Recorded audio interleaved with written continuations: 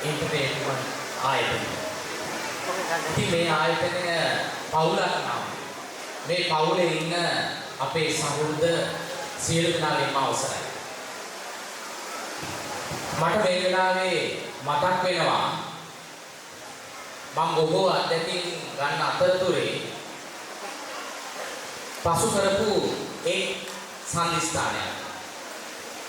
කැලණි විශ්වවිද්‍යාලයේ lecture room එක නෙමෙයි ආපන ශාලාව.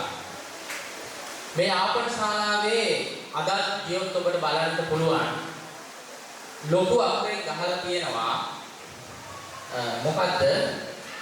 අප මිනිසුන් තැනිය යුත්තේ අප සමග යාමට නොව අප පසු කර යාමටයි.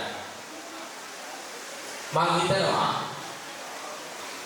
ගුරුවරයෙක් හැටියට අද දවස මට ගොඩාක් සතුටු වෙන්න පුළුවන්.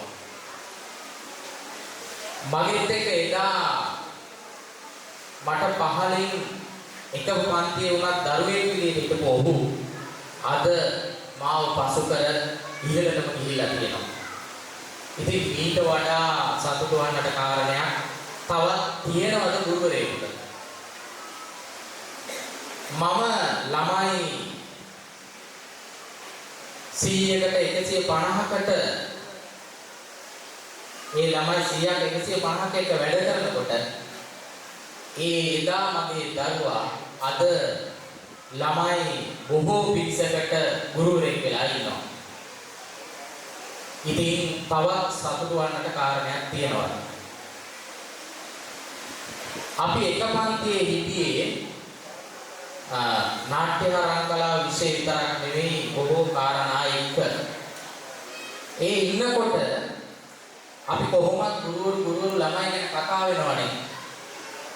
ඉතින් එතකොට නමින් කියනවා මතකද දිනුෂ කියලා තව ගුරුවරයෙකුට කියනකොට ඒ ගුරුවරයාට සමහර වෙලාවට ඒ ළමයාව මතක නැහැ. එතකොට අපි ඒ ළමයා ගැන මොනවා හරි විශේෂයක් කියනවා. මම මේ කියන්නේ දිනුෂ ගැන නෙවෙයි වෙනත් ළමයි ගැන. ඇයි අර ටිකක් මේ අර මනමාලෙක් වගේ පන්තියේ ඉන්නේ. හරි. එතකොට මතකයි. ඒක තව සමහර වෙලාවට තවත් ළමයි ගැන කතා කරනකොට නම කියනවා. දැන් මෙතන නම් කියන්න බයයි මේ. ඒ නමින් වෙන තව දරුවෝ ඉන්නවද දන්නේ නැහැ. එතකොට කාඩ් එකක් වදිනවනේ. එතකොට අපි කියනවා නිකන් උදාහරණයක් විදිහට නිකන් අපි හිතමුකෝ අර සුදු බණ්ඩ මතකද ටීචර් කියලා අහනවා. නෑ නෙමෙයි සුදු බණ්ඩ කියලා කෙනෙක්.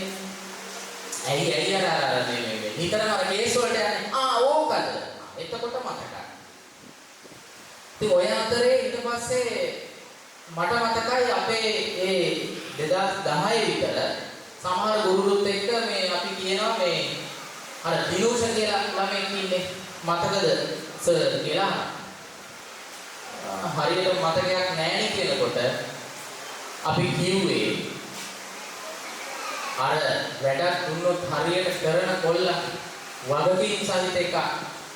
ටිකක් විතර හැබැයි අපි කියන දේම කරන මිනිස්සෙක් නෙමෙයි. ටිකක් වෙනස් විදිහේ අලුත් වැඩ කරන මිනිස්සයා කිව්වමම අනිවාර්යයෙන්ම අපේ ස්ටාෆ් එකට ඒ දරුවා මතකයි. ඒ දිනුෂ එදිරිසිංහ ඔබේ ගුරුවරයා. එහෙම කියන්න හේතුුනේ අපි අද කියනවා උන්ට මම අද උන්ට කාඩ් එකක් ගහනවා. එහෙම නැත්නම් නමක් දෙනවා.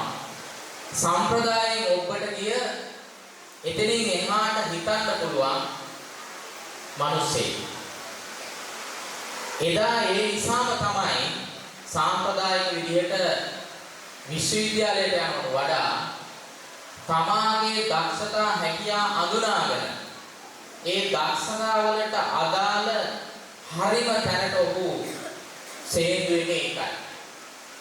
රූපවාහිනී වැඩසටහන් පාඨමාලා හදාරන්නේ ඒකයි. එයා තමාගේ දක්ෂතාවයට අදාළ නියම ශක්තිය නියම ශිල්පීය හැකියාව ඔහුට අවශෝෂණය කරගන්නවා.